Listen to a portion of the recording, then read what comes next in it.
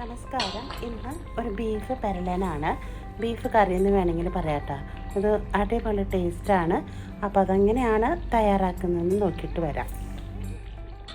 അപ്പോൾ നമുക്ക് ആദ്യം തന്നെ ബീഫ് വേവിച്ചെടുക്കണം. അപ്പോൾ അതിനായിട്ട് ഇതുപോലെ ഒരു കുക്കർ വെച്ചെടുത്തിട്ടുണ്ട്. അതിലേക്ക് ഒരു മീഡിയം സൈസ് സവാള, ഇഞ്ചി, പച്ചമുളക്, കറിവേപ്പില, പിന്നെ വേണ്ടത് കുരുമുളക് പൊടി 1 teaspoon, masala powder 1 teaspoon, 1/4 teaspoon മഞ്ഞൾപ്പൊടി, കുറച്ച് വെളിച്ചെണ്ണ. എന്നിട്ട് നമുക്ക് നല്ലപോലെ കൈകൊണ്ട് തിരുമിയെടുക്കാം. ഇനി ഇതിലേക്ക് 2 കിലോ ബീഫ് നല്ലപോലെ കഴുകിയതാണ് കേട്ടോ. അതും കൂടി ചേർത്ത് കൊടുത്ത് നല്ലപോലെ കൈകൊണ്ട് നമുക്ക് മിക്സാക്കി കൊടുക്കാം. പിന്നെ പാകത്തിനുള്ള ഉപ്പും കൂടി ചേർത്ത് കൊടുക്കുന്നുണ്ട് കേട്ടോ. നമ്മൾ എന്നിട്ട് മിക്സാക്കിയതിന് ശേഷം ഒരു 10 മിനിറ്റ് കുക്കർ അടച്ചു വെച്ചിട്ട് റെസ്റ്റ് ചെയ്യാൻ വയ്ക്കും. എന്നിട്ടാണ് കേട്ടോ നമ്മളിത് വേവിച്ചെടുക്കുന്നത്. 10 മിനിറ്റ് കഴിഞ്ഞിട്ട് ബീഫ് കുക്ക് ചെയ്യാൻ വെച്ചിരുന്ന് കുക്കറിൻ്റെ വിസിലൊക്കെ പോയിട്ടുണ്ട്.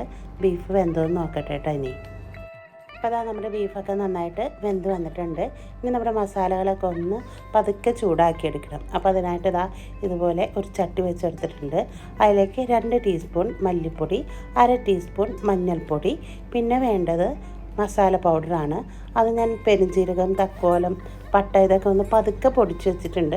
അതുകൂടി ചേർത്ത് കൊടുക്കുന്നുണ്ട്. പിന്നെ ഒരു 2 ടീസ്പൂൺ കുരുമുളക് പൊടി, പിന്നെ വേണ്ടത് 2 ടീസ്പൂൺ കാശ്മീരി ചില്ലി പൗഡർ. എന്നിട്ട് നന്നായിട്ടൊന്ന് ചൂടാക്കിയെടുക്കാം. കരിഞ്ഞു പോവാതെ നോക്കണം കേട്ടോ. ഇപ്പോൾ നമ്മുടെ പൊടികളൊക്കെ നന്നായിട്ട് ചൂടായി വന്നിട്ടുണ്ട്. ഇനി ഇത് ചൂടാറിയതിന് ശേഷം ഒരു മിക്സിയുടെ ബൗളിലേക്ക് മാറ്റിയിട്ട് ഒന്ന് പൊടിച്ച് വെക്കണം. അതേ ചട്ടിയിൽ തന്നെ വെളിച്ചെണ്ണ ഒഴിച്ചെടുക്കാം. വെളിച്ചെണ്ണ ചൂടായതിന് ശേഷം ഒരു 2 മീഡിയം സൈസ് സവാള ഇട്ട് കൊടുത്തിട്ടുണ്ട്. അതിലേക്ക് ഇഞ്ചിയും പച്ചമുളക്, വെളുത്തുള്ളി ഇതെല്ലാം ചേർത്ത് കൊടുത്ത് നമുക്കിതൊന്ന് വഴറ്റിയെടുക്കാം. സവാളയൊക്കെ നന്നായിട്ട് വഴന്നു വന്നതിന് ശേഷം ഒരു ചെറിയ തക്കാളി ഇട്ട് കൊടുക്കുന്നുണ്ട്. എന്നിട്ട് അതും കൂടി ഒന്ന് നന്നായിട്ട് മിക്സാക്കി കൊടുക്കാം.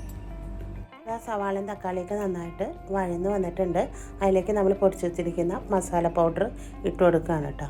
എന്നിട്ട് നന്നായിട്ട് ഒന്ന് ഇളക്കി യോജിപ്പിച്ചിട്ട് കൊടുക്കാം. ഇപ്പോൾ നമ്മുടെ സവാളയും തക്കാളിയൊക്കെ നന്നായിട്ട് വഴന്ന് നല്ല സെറ്റായി വന്നിട്ടുണ്ട് കേട്ടോ. ഇനി ഇതിലേക്ക് നമ്മൾ വേവിച്ച് വെച്ചിരിക്കുന്ന ബീഫ് ചേർത്ത് കൊടുക്കാം. ഈ സമയത്ത് ഉപ്പിൻ്റെ പോരായ്ക ഉണ്ടെങ്കിൽ ഒരല്പം ഉപ്പ് കൂടെയൊക്കെ ചേർത്ത് കൊടുക്കണം കേട്ടോ. ഞാനത് ചേർത്തെടുത്തിട്ടുണ്ട്. എന്നിട്ട് നന്നായിട്ട് മിക്സാക്കി കൊടുത്തിട്ടുണ്ട്.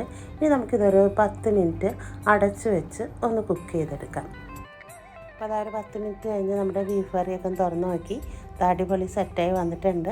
ഒരല്പം കുറുകിയ ചാറോടുകൂടിയാണ് കേട്ടോ ഈ ബീഫ് കറി ഇരിക്കുന്നത്.